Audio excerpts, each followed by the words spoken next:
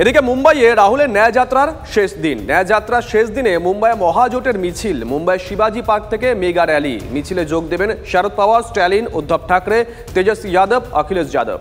রাহুল গান্ধীর নেতৃত্বে ইন্ডিয়া জোটের মেগা র্যালির দিনই দক্ষিণ ভারত থেকে এনডিএ ঐক্যের ছবি তুলে ধরে পাল্টা চ্যালেঞ্জ ছুটছেন প্রধানমন্ত্রী নরেন্দ্র মোদী। আজ ফের এক মঞ্চে প্রধানমন্ত্রী এবং চন্দ্রবাবু নাইডু। মঞ্চে থাকবেন জনসেনা পার্টির পবন কল্যাণও।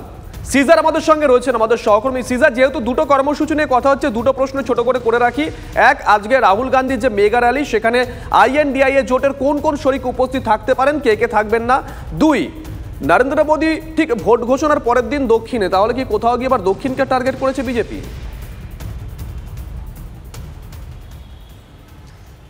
একদমই।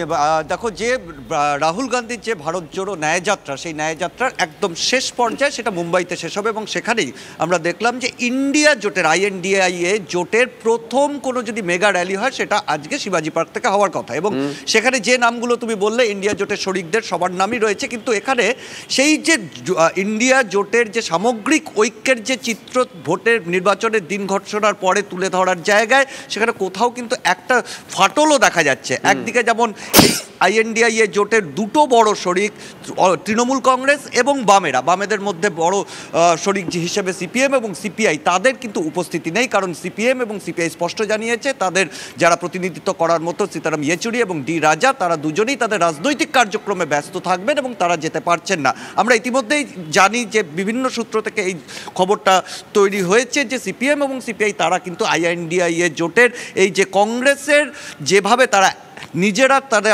অন্যদের জন্য অপেক্ষা না করে আসন ঘোষণা করেছে, তাদের প্রার্থীপদ ঘোষণা করেছে, সেটা নিয়ে ইতিমধ্যেই কিন্তু আইএনডিআইএ জোটে বামেদের সঙ্গে কংগ্রেসের একটা শীতল সম্পর্ক তৈরি হয়েছে। অন্যদিকে তৃণমূলের দিক থেকেও সেই একই, সেখান থেকেও কেউ কিন্তু কোনোভাবে সেখানে যাচ্ছে না এবং বাংলাতে তৃণমূলের সঙ্গে কোনো ধরনের সমঝোতা হয়নি।